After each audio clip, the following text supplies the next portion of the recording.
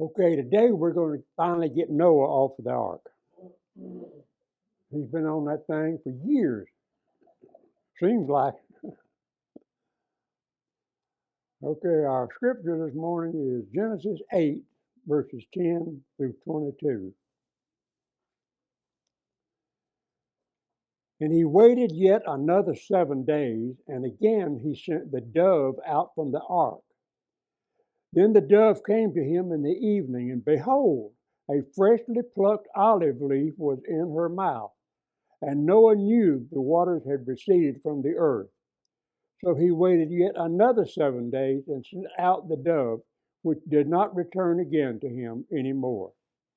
And it came to pass in the 601st year, in the first month, the first day of the month, that the waters were dried up from the earth. And Noah removed the covering of the ark, and looked, and indeed the surface of the ground was dry. And in the second month, on the 27th day of the month, the earth was dried. Then God spoke to Noah, saying, Go out of the ark, you and your wife, and your sons, and your sons' wives with you. Bring out with you every living thing of all flesh that is with you, birds and cattle, and every creeping thing that creeps on the earth, so that they may abound on the earth, and be fruitful and multiply on the earth. So Noah went out, and his sons and his wife and his sons' wives with him. Every animal, every creeping thing, every bird, and whatever creeps on the earth according to their families went out of the ark. Then Noah built an altar to the Lord, and took of every clean animal and of every clean bird, and offered burnt offerings on the altar. And the Lord smelled a smoothing aroma.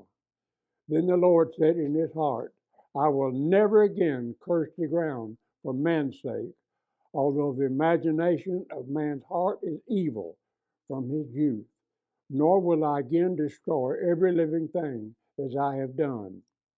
While the earth remains, seed time and harvest, cold and heat, winter and summer, and day and night shall not cease.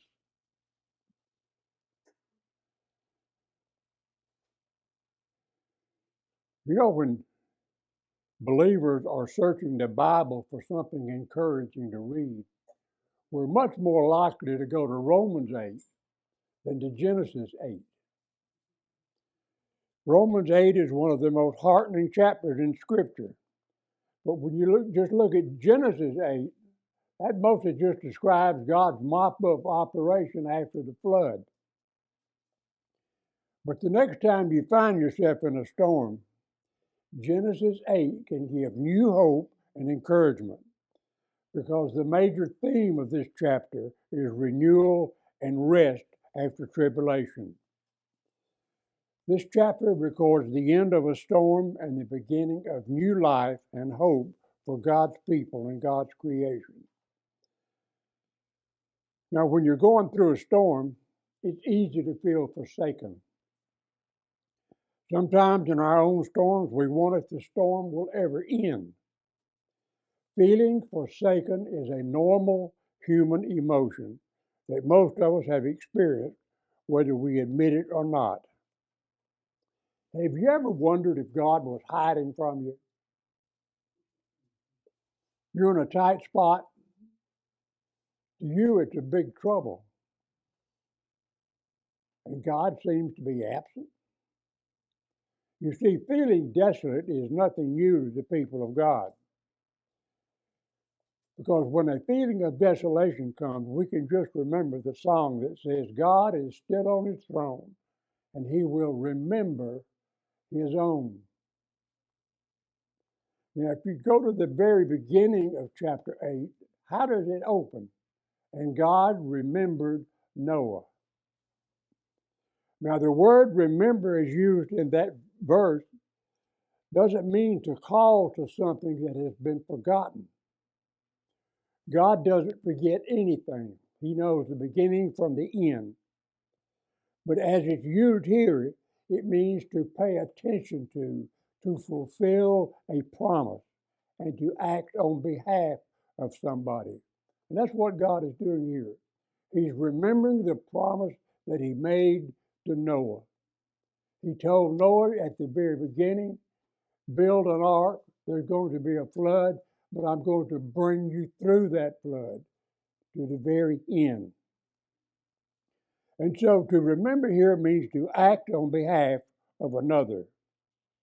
For example, God remembered Abraham and he rescued Lot. He remembered Hannah and Rachel and he enabled them to have a child. He remembered Israel and delivered them from Egypt. So to remember implies a previous commitment that God has made and one that he has fulfilled. Now think about something. Do you suppose in all of this time, they're on this boat for over a year? Do you suppose Noah ever became discouraged? You reckon he ever had any doubts? I mean, he's been floating on this barge for over a year. And every day, he gets up and he goes to that little window that he cut in the top of that thing, and he looks out. What does he see? Water. Nothing but water. I can halfway understand how he feels. I've crossed the Atlantic Ocean 5 times by ship. And I know from days on end, we will go up on deck, and that's all you see. In every direction is nothing but water. It can get old after a while. And I only had to put up with that for a few days. Noah had to put up with that for over a year. Now, there's no record that God ever spoke to Noah and his family in that year. And of those 8 people on that ark, surely it had to have crossed one of their minds. Surely they had a fleeting fear that maybe, just maybe, God had forgotten about them. They're going to stay on that boat forever. And so what better way is there to start a new beginning than with the words, God remembered his commitment with Noah. Now we can be sure that God never forgets or forsakes his people, not only because of his promises, but also because of his character. God is love, and where there is love, there is always faithfulness. We can always depend on him no matter what our circumstances or situations, and no matter how we may feel. And so finally, after they had been floating on the waters for 7 months, the day came when something strange happened. They had that feeling they weren't floating anymore. They felt a gentle nudge as that barge settled on top of a mountain. It had settled on the mountain of Ararat, which is in modern-day Turkey. But it would be another 5 months before they could leave the ark and the animals could leave the boat. And it was in those 5 months that God caused the waters to recede and leave the dry land behind. Now, here's another one of those questions I've always had. What happened to all of that water? Is it possible that the ground could soak up that much water? Yeah, that's another question. What happened to all of those bodies of people who had drowned?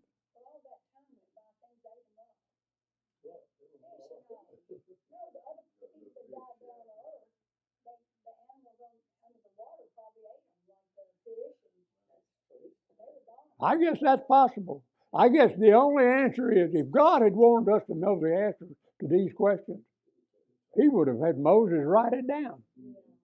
But he didn't.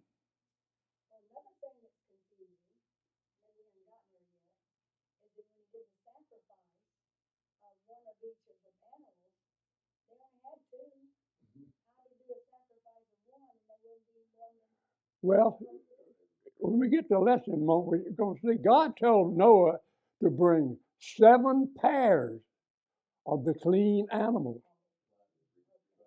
7 pairs. And they're the ones that he used to make the sacrifice with. But now, if you read different commentaries and different books on the flood, I've read a couple that suggest this. They suggest that before the flood, there were no oceans. There were little small bodies of water, but the big oceans as we know them now didn't exist. And when all of that water came and the movement of the water changed the earth to the point that it actually shifted the ground and opened up these big chasms that became our oceans. And if that is what happened, that's a lot of water just to fill up those 2 big old holes just for the Atlantic and the Pacific Ocean. And there's other oceans. There's the Indian Ocean and the Arctic Ocean. So if that is possible that happened, a lot of that water could have just gone into those holes, and that was it. But there again, if God had wanted us to know the answers to all of this, I think he would have told us. Now, the Hebrew text says that the ark came to rest, reminding us, you know what Noah's name means? It means rest.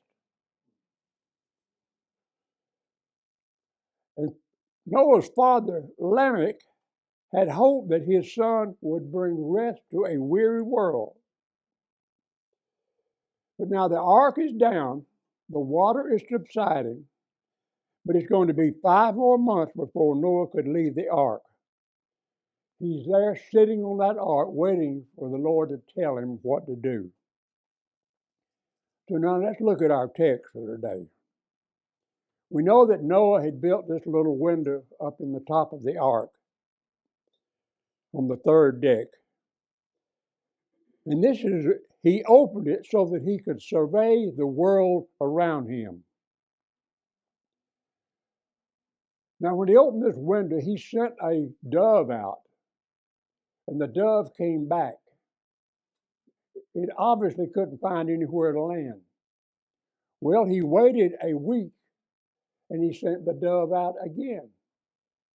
This time, when the dove came back, it had an olive branch in its beak. Now, after being in the ark for about a year, Noah and his family would have been tired of being cooped up in the ark while they're waiting for these waters to abate. God had not told him it was time to leave the ark. They could not leave until the earth was dry enough to walk upon. Now, Noah sent out a raven and he sent out a dove. He did this to provide some intelligence for what was going on outside the ark. Now, it is unknown how long the raven could stay airborne. But there are some birds, like the Arctic tern, I don't know what that is, they can commonly fly 10,000s of miles. And the common swift can remain airborne for months at a time. That almost seems impossible, doesn't it? That a bird could just stay up in the air for months without landing. And so when this dove returned with an olive leaf, Noah would have understood that the ground is now dried up. Seeds had germinated, trees had begun to grow, plants were growing, and if not in sight of the ark, but surely in the few hours within a dove's flight. And it seems miraculous that just within the span of a week, this dove went out. He couldn't even find a place to land. And in just 7 days, he comes back with that branch in his mouth. And so after waiting a week, Noah sent out the dove again. Everyone on the ark were most likely very anxious to get off the ark, because after about a year on board, the animal care had likely gotten tiresome. You see, without the wind, the waves, and the fresh water, the ark would not have had the airflow it had during the flood. So the smell of the ark would probably be getting a little bit rank by now. I imagine they were ready and willing to get off of that thing. And this time when he sent the dove out, it didn't come back. So it obviously had found a place to land and find vegetation to eat. Now we begin the lesson by stating that God remembered Noah, and he did so in three ways. First, he remembered Noah as he began to remove the water, let the waters recede. He then sent a wind over the earth, and the waters receded. Now, I don't know if this is what Moses had in mind, but I suspect that as he wrote these words, he was thinking of the creation story and was picturing this later work of God as a new creation. And I don't know what Moses was thinking about as he did write this, but if he was thinking of the creation event to begin with, I think he's saying that when God remembers, he often does it with a new burst of power. And then the second way God remembered Noah was by giving him a sign through the sending out and the return of the dove. When Noah saw the dove with the olive branch in its beak, he knew that the waters had receded. He knew that the ground was drying up, and it was just a short time before they could leave the ark. You know, the sign of a dove carrying an olive branch is used as a token of peace even today. And the third way God remembered Noah was by words. He spoke to him. He says, Noah, come out of the ark, you and all of your family, all of the animals and their families. And as we read this, we can almost sense that God had not spoken to Noah in a direct way for over a year. The last thing that he had said to Noah was, go into the ark. And for over a year, he apparently had received no word from God. This must have added greatly to his sense of loneliness. But at last, God did speak, and Noah knew that God's promise was true and that he had been remembered. Now, here's one last point about remembrance that is the true marvel of the story. Should we be surprised at all that God remembered Noah? It's God's nature to remember. This is the first time in the Bible where we're told that God remembered something. But there is a second marvel here. Just as God remembered Noah, Noah remembered God. What was the first thing he did after he walked out the door of that ark? He built an altar and he worshiped God. Now, the rains had begun during the previous year in the second month on the 17th day of the month. And on the first day of the first month of the following year, the water had dried up. Now, this did not mean the earth was dry, just that the standing water was gone. Noah removed the ark's cover or roof, which would have given him a good vantage point to clearly see out across the landscape. That was almost like taking the top off of a convertible. He took the top off of that ark and looked up, and there's all that open sky up there. The sun is shining.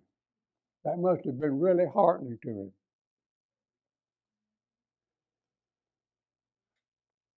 God had delivered Noah, his family, and the animals through his judgment, and he had redeemed their lives from death. A new start, or we might even say a restart for a new creation, was beginning. The earth had once again been cleansed. It was now a world free from sin. Think about that. When Noah walked off that ark, he was in a world that was free from sin. But we're going to see as we continue through the book of Genesis that man just took up where he left off. How is that possible? That's because Satan was still alive and well on planet Earth. And as long as Satan is around, man is in trouble. Now, God rewarded Noah's faith and the faith of his family by caring for them in the ark for over a year and then preparing the earth for them so that they could leave the ark. Noah was almost like a second Adam as he made this new beginning for the human race. God had brought the earth through the waters at creation. He had prepared the earth for Adam and Eve. And now he had brought the earth through the flood and made it ready for Noah and his family. The Lord even gave Noah's family and the animals the same mandate he had given at the beginning. He told them all to be fruitful and multiply. Noah prepared the ark for the saving of his household, and God was faithful to save his household. Now, there's no indication that Noah, as he witnessed to people, as he was building this ark, ever invited anybody to join him on the ark. Certainly, he must have encouraged them to trust God and maybe to build their own ark. But of course, nobody took his message seriously, and they all perished. Now, let's pause for just a moment for a period of thought. Noah spent 100 years waiting for the flood and about a year on the ark during the flood. Why do you suppose God puts us in situations where we have to wait? How can we as believers patiently wait for and trust in the unfolding of God's redemptive plan for our lives? Now think about that. I'm not asking you to answer that now. I'm just telling you to think about that. Why does God put us in situations where we have to wait? God has the power to solve our problems immediately. But too many times we have to wait to find the answer. Why does he do that? Now, Noah and his family and all of the animals remained on the ark until they received a command from the Lord. Now, God spoke directly to Noah, but his words were not meant for Noah alone. God's command to leave the ark brought freedom from its confines and the end of the year-long task of feeding and caring for all those animals. However, Noah's and his family's care for creation had not ended. They were still God's representative stewards of the earth. God was starting over with the living creatures who had been preserved through the flood on the ark. And God's command for them to spread over the earth and be fruitful and multiply echoed the command he gave to the humans and animals at creation. Now, who and what went into the ark before the flood came out of the ark after the flood. Noah's family exited first, followed by the animals and by their families. God originally had created males and females of each kind of creature to mate and have offspring and thereby fill the earth. Now the people and animals who survived the flood would do the same. All of humanity would now descend from Noah and his sons. Made in the image of God and given dominion over God's creation, the family unit is the foundational institution of human society.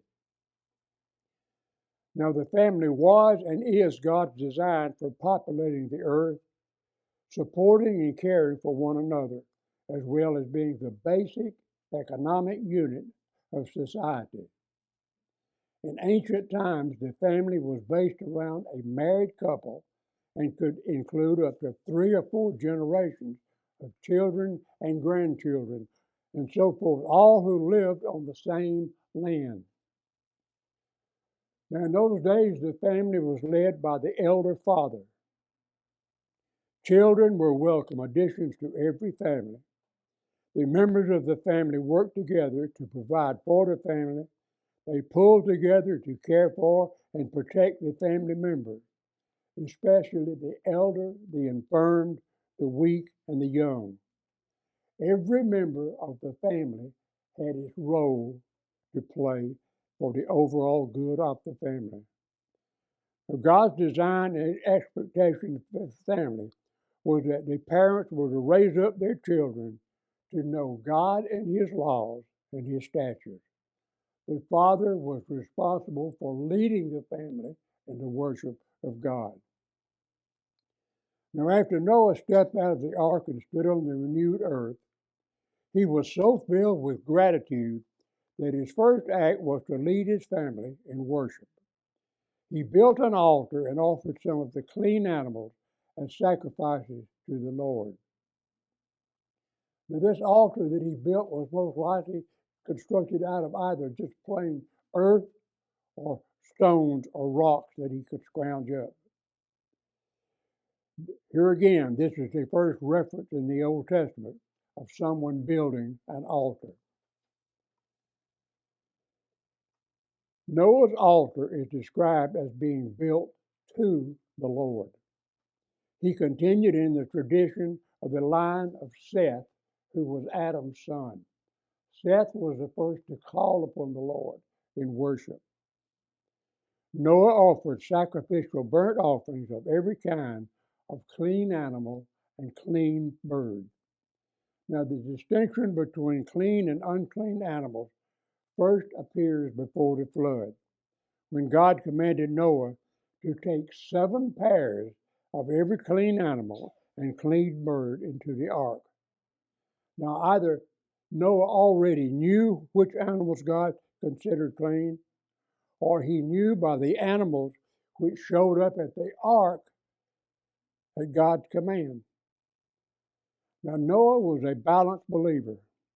He walked with the Lord in loving communion, and he enjoyed His presence. He worked for the Lord in building the ark, and he witnessed for the Lord as a preacher of righteousness. And once he was standing on the earth, he worshiped the Lord. Like Abel, he brought to God his very best. And like the descendants of Seth, he called upon the Lord. So the true worship of the Lord had been restored upon the earth. Now, the offering that Noah presented was a burnt offering. In Old Testament days, when you sacrificed a burnt offering, you gave the entire animal or the bird. It was all left on the altar until it was consumed. All on the altar was the biblical law, because the sacrifice symbolized total dedication to the Lord. In each new step of commitment, Noah gave himself and his family completely to the Lord. God had graciously protected them. He had brought them through the storm. So it was only fitting that they make themselves available to the Lord to do His will. Now look at verse 21. Noah's offering was pleasing to God. God accepts the worship of those who come to Him with a right heart and a right attitude. The prophet Samuel stated, "Does the Lord take pleasure in burnt offerings and sacrifices as much as in obeying the Lord?" David noted, "The sacrifice pleasing to God is a broken spirit." Now, the description of God smelling the pleasant aroma is a human way of stating a divine truth.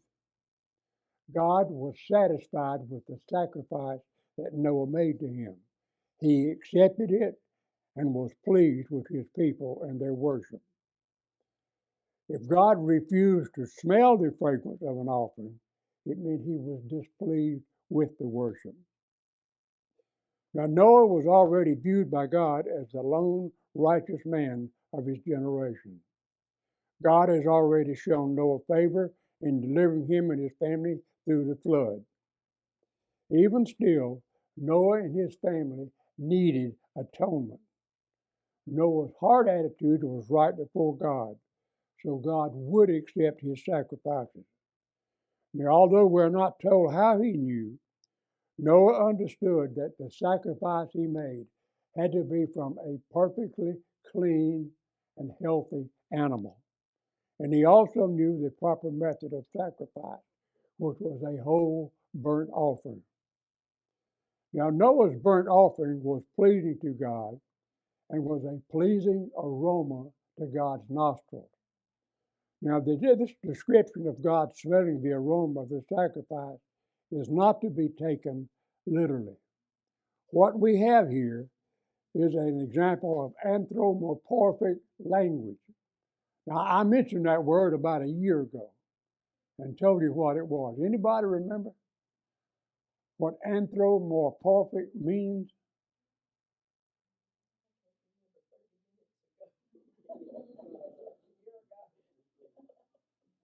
That is taking human traits and applying them to God.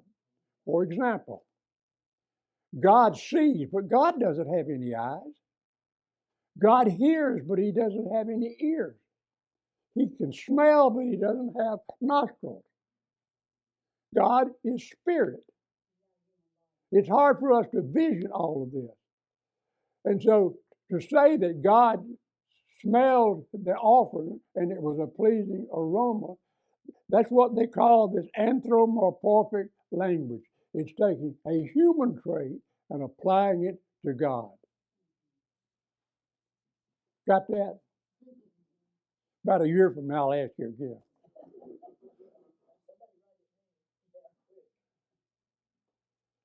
Now, in verses 21 and 22, the Lord didn't speak these words to Noah. He spoke them to himself in his own heart. It was his gracious response to Noah's faith, obedience, and worship. What does he say in verse 21? I will never again destroy the earth by water or a flood. That's his promise. When we see that rainbow in the sky, that is the fulfillment of God's promise. I will never destroy the earth again by water.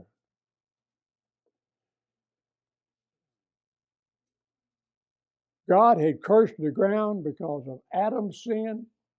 He had cursed the ground because of Cain's sin. But now God in his grace decided he is not going to add to man's affliction. God also determined there would be no more future floods. And his reason for no more future floods has been variously explained. For example, in the King James Version, verse 21 reads, for the imagination of man's heart is evil. But in the NIV version, he says every inclination of his heart is evil. In other words, we have to determine, did the Lord send the flood because of the evil hearts of the people? And if he's not going to send another judgment, would it make it look like the flood was a mistake or a failure or that God had given up on the human race? And if we translate verse 21 as for the imagination of man's heart, then we have God saying the human heart is incurably wicked. The flood wiped out the sinners, but it couldn't change their hearts. Therefore, to have another flood won't solve the problem. So if we translate it, even though instead of for, we have God saying, yes, they deserve judgment because their hearts are wicked. If they persist in sin, it just shows how evil they are. Now, it doesn't matter how we translate that. It doesn't mean that God doesn't judge sin today or that there will be no future judgment of the world. We do know, and the Bible clearly tells us, there is going to come another judgment day. but it will not be by water, it will be by fire.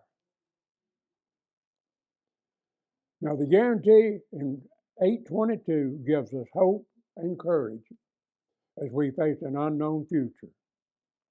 Each time we go to bed at night or turn the calendar to a new month, we should be reminded God is definitely concerned about planet Earth. We are prone to take for granted sunrise and sunset in the changing seasons. But all of these functions are but evidences that God is on the throne and he is keeping his promises.